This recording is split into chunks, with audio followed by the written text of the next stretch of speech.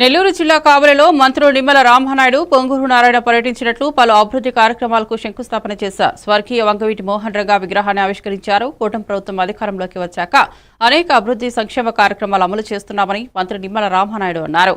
ముఖ్యమంత్రి చంద్రబాబు నాయుడు దార్శనికతతో ఇప్పుడిప్పుడే రాష్ట్రం కోరుకుంటోందని మంత్రి పొంగూరు నారాయణ అన్నారు. రాబోయే 3 సంవత్సరాల్లో అమరావతి రాజధాని పోలవరం పూర్తి చేస్తామని తెలిపారు. ప్రతి ఒక్కరికి స్వచ్ఛమైన త్రాగునీరు అందించే లక్ష్యంతో పనిచేసిన అమృత పథకాన్ని వైసీపీ అట్టకెక్కించిందని మంత్రి వివరించారు.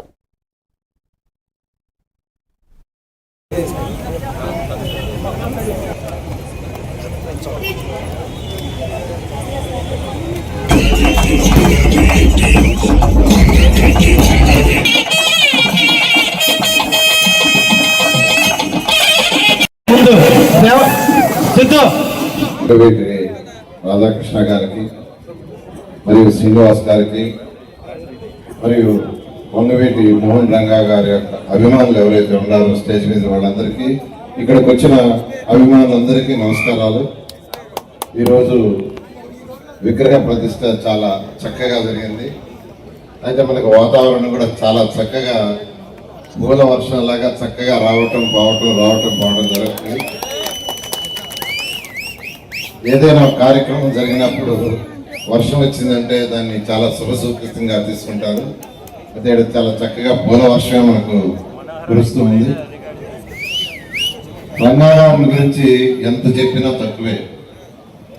ఈరోజు కోట్ల మంది ప్రజలు ఈ రాష్ట్రంలోనే కాదు, పక్క రాష్ట్రంలోనే కాదు, ఇతర దేశాల్లో ఉండే తెలుగు ప్రజల గుండెల్లో ఉన్నారు.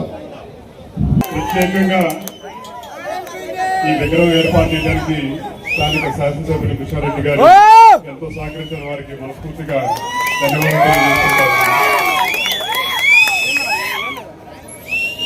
ప్రతి రాజకీయ నాయకుడు ఎన్నికలప్పుడు గెలుద్దాం చూస్తాడు. గెలిచిన తర్వాత ఏదో పనులు అలా సాగిపోతూ ఉంటాయి. కానీ ప్రతి రాజకీయ నాయకుడు ప్రజల్లో చిరస్థాయిగా నిలిచిపోదామని చెప్పని ప్రజల కోసం పోరాడుతూ ప్రజలతో పాటు వెనుదండుగా ఉంటారని చెప్పంటే ప్రజలు ఎల్లప్పుడూ ఆదర్శిస్తారని చెప్పని ఒక నిదర్శనంగా కీర్తిశేషులు వంగవీటి మోహన్ రంగా గారు చెప్పారు. కానీ ఈరోజు వంగవీటి మోహన్ రంగా గారు భౌతికంగా మనకి దూరమై మరి దగ్గర 3 దశాబ్దాలు దాటుతున్నా కూడా ఆయన మీద ఉన్నటువంటి అభిమానం రోజు రోజుకి సంవత్సరం గడిచే కొద్దీ కూడా పెరుగుతూ ఉంది అని అంటే అది వంగవీటి మోహన్ రంగా గారి యొక్క గొప్పతనం. అంతకు మించి వంగవీటి మోహన్ రంగా గారు ఆంధ్రప్రదేశ్ రాష్ట్ర చరిత్ర